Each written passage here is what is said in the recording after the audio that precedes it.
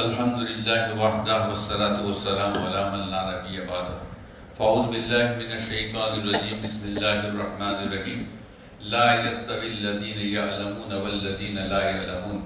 قال النبی صلی اللہ علیہ وسلم بعثت میسرین ولا تعسرین۔ میرے محترم حضرات، الحمدللہ ہمارے حاجی خالد صاحب نے ماشاءاللہ بڑی قیمتی باتیں فرمائی۔ واقعی میں میری لائف کے اندر پہلی دفعہ یہ باتیں سن رہا ہوں۔ اس سے میں یہ سوچ رہا تھا کہ اللہ تعالیٰ جب کسی کو قبول فرماتے ہیں تو اللہ قابلیت عطا فرما دیتے ہیں۔ اللہ جب جس کو قبول فرماتے ہیں تو اللہ قابلیت عطا فرماتے ہیں۔ تو الحمدللہ یہ جو ادارہ کی خدمت کر رہے ہیں، مکاتب کی خدمت کر رہے ہیں اور اس کی فکریں کر رہے ہیں، اللہ نے اسی نسبت کے اوپر اللہ نے ان کے دل کو کھولا ہے۔ اللہ تعالیٰ ان کو مزید ایسے اللہ علم کے ترقی عطا فرمائے اور قابلیت نصیب فرماوے، اور انہوں نے جتنے جد و جہد کی ہے اللہ ان اعمال کو قبول فرما کر عالم آخر میں نجات کا ذریعہ بنائے۔ یاد رکھو جو ہے ہم یہاں پر جمع ہوئے ہیں، اصل کوئی مقصد یہ ہے کہ مذاکرے سے کیا ہوتا ہے، ہمیں باقاعدہ فائدہ ہوتا ہے، دین کے کام کرنے کا ایک جذبہ پیدا ہوتا ہے، ایک ولولہ پیدا ہوتا ہے۔ لیکن یاد رکھیں کہ اللہ تبارک و تعالیٰ نے جو ہمارا دینی خدمت کرنے کا جو انتخاب فرمایا ہے، اس کے اوپر اللہ تعالیٰ کا ہم شکر ادا کریں۔ یاد رکھیے جتنی دنیا کے اندر ذمہ داریاں لوگ ادا کر رہے ہیں اور جتنی محنت کر رہے ہیں، ان تمام محنتوں اور ان تمام ذمہ داریوں کے اندر اگر کوئی افضل ذمہ داری ہے اور خیر والی اور بھلائی والی ذمہ داری ہے تو یہ دین کے کام والی ذمہ داری ہے۔ چونکہ نبی پاک صلی اللہ علیہ وسلم نے فرمایا کہ خیرکم من تعلم القرآن وعلمہ، یعنی جو قرآن کو سیکھیں اور سکھائیں،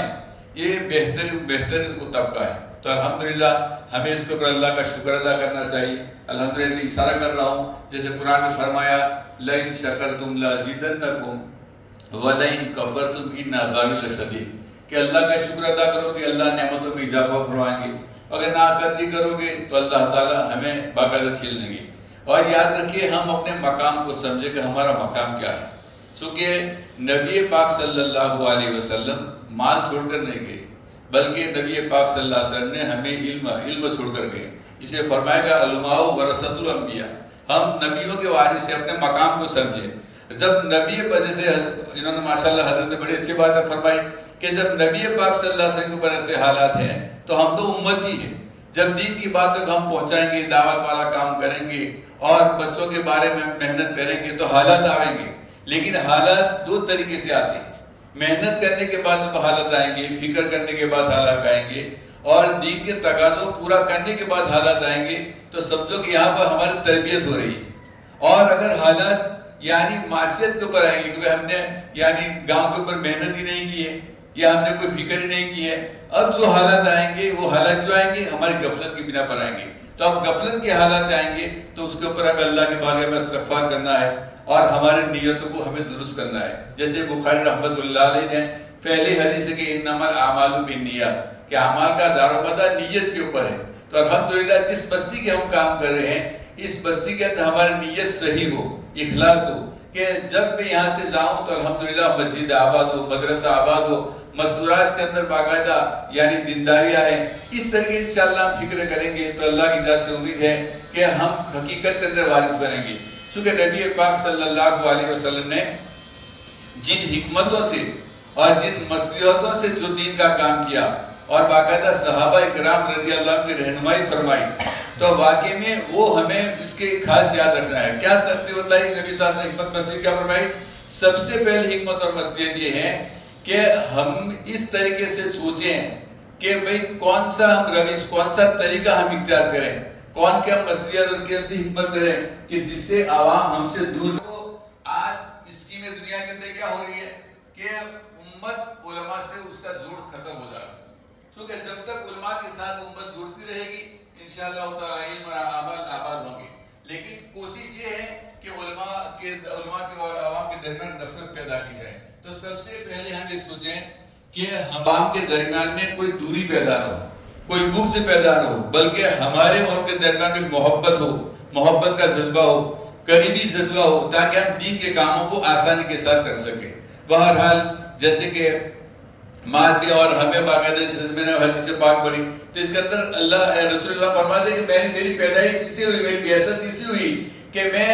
آسانیاں پیدا کرنے کے لیے آیا ہوں، سختی پیدا کرنے کے لیے آیا ہوں۔ جیسے کہ معاذ بن جبل رضی اللہ تعالیٰ کہ نبی پاک صلی اللہ علیہ وسلم کی خدمت میں ہر وقت رہتے تھے۔ عشاء کی نماز اور فجر کی نماز باقاعدہ ان کے محلے کے اندر جا کر وہ پڑھایا کرتے تھے، یعنی امام تھے۔ بہرحال ایک دن بڑے دیر سے مسجد کے اندر تشریف لائے اور دیر سے تشریف لانے کے بعد بڑی قرات لمبی انہوں نے کر دی، یہاں تک کہ ایک آدمی تھا یعنی ایک صحابی تھے وہاں پر تشریف فرما دے، فوراً یعنی نماز چھوڑ کے توڑ دی اور اپنی باقاعدہ انہوں نے نماز پڑھی۔ نماز پڑھ کے وہ چلے گئے، یہاں تک کہ معاذ بن جبل رضی اللہ عنہ نماز کے بعد کہا کہ وہ منافق لگتا ہے۔ جب اس آدمی کے پاس، صحابی کے پاس جب یہ بات پہنچی تو انہوں نے نبی پاک صلی اللہ علیہ وسلم کے بارگاہ میں شکایت کی کہ یا رسول اللہ صلی اللہ علیہ وسلم تو دیر سے آئے، میں تو باقاعدہ کھیتی باڑی کرنے والا ہوں، محنت کرنے والا ہوں، اور اس طریقے سے انہوں نے اس طریقے سے کیا۔ تو معاذ بن جبل کو رسول پاک صلی اللہ علیہ وسلم نے بلایا اور کہا کہ آپ سختی نہ کیا کریں، بلکہ جیسے حالات ہیں اس طریقے سے آپ نہیں کیا کریں۔ بہرحال کہنے کا میرا مقصد یہ ہے کہ امت کے ساتھ اس طریقے سے ہم پیش آئیں کہ ان کو فائدہ ہو، سماجی سختی نہ ہو۔ اگر ہم ان کے سامنے سخت کلام کریں گے، اخلاق کے ساتھ پیش آئیں گے تو ہم سے دور ہو جائیں گے، اور جب دور ہو جائیں گے تو ان کا بھی نقصان ہوگا اور ہمارا بھی نقصان ہوگا۔ اسی طریقے سے رسول پاک صلی اللہ علیہ وسلم باقاعدہ مال تقسیم کر رہے تھے، مال غنیمت کا مال تقسیم ہو رہا تھا، تو اس وقت ایک آدمی، ایک صاحب نے کہا کہ یا رسول اللہ آپ انصاف سے مال کو تقسیم کیجیے۔ رسول پاک صلی اللہ علیہ وسلم نے فرمایا کہ میں تو نبی ہوں، سارے عالم کے رحمت بنا کر بھیجا ہوں، اور مجھ سے زیادہ انصاف کون کر سکتا ہے، میں انصاف سے کام۔ یہاں تک کہ خالد بن ولید رضی اللہ عنہ کو بڑا غصہ آیا اور خالد بن ولید نے کہا کہ ابھی میں گردن اس کی اڑا دوں، یعنی اس کو مار ڈالوں، لیکن نبی پاک صلی اللہ علیہ وسلم نے ان کو روکا وہاں پر کہ بھئی آپ اس طریقے سے آپ پیش نہ آئیں، چونکہ اسی طریقے سے بہت سے ایسے واقعات ہیں کہ نبی پاک صلی اللہ علیہ وسلم نے باقاعدہ رحم و کرم کا اخلاق کے ساتھ پیش آئے، اسی طرح اپنے اسلام بھی پھیلا ہے، اخلاق سے پھیلا ہے۔ تو اصل بات آپ سے عرض کرنا ہے، مختصر سی بات عرض کرنی ہے کہ ہم سب سے پہلے اپنے اور فرماتے ہیں کہ اپنے زندگی کا محاسبہ کریں کہ میں نے جو علم حاصل کیا ہے اس کے اوپر میں عمل کر رہا ہوں یا نہیں کر رہا ہوں، اور اس سے مجھے دوسروں کو فائدہ پہنچ رہا ہے یا نہیں پہنچ رہا ہے، اس کا محاسبہ کریں۔ جب انشاءاللہ محاسبہ کریں گے تو آہستہ آہستہ انشاءاللہ تعالی اللہ تعالی ہمیں عمل کی توفیق عطا فرما دیں گے، اور آہستہ آہستہ ہمیں علم کا کہ ہم عالم ہیں اس کا مقام ہمیں سمجھ میں آئے گا۔ جب تک ہم نے اپنے مقام کو نہیں سمجھیں گے، یاد رکھو ذلیل اور خوار ہوتے جائیں گے۔ جیسے کہ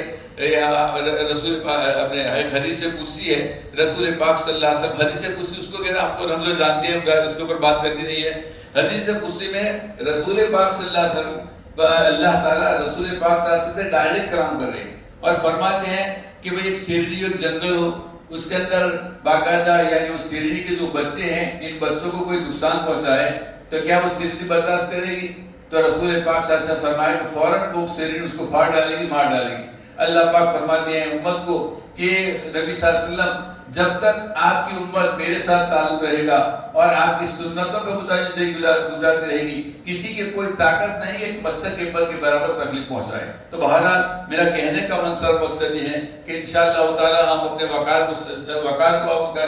لوگوں سے عزت کروانا چاہتے ہیں اور اپنے وقار کو بحال کرنا چاہتے ہیں اور باعزت جینا چاہتے ہیں تو ہمیں دنیا کو نہیں دیکھنا ہے، چونکہ فرمایا کہ دنیا ملعونۃ و طالب العقیرہ کہ دنیا تو ملعون ہے، اس کو طلب کرنے والے کتے ہیں، اور فرمایا کہ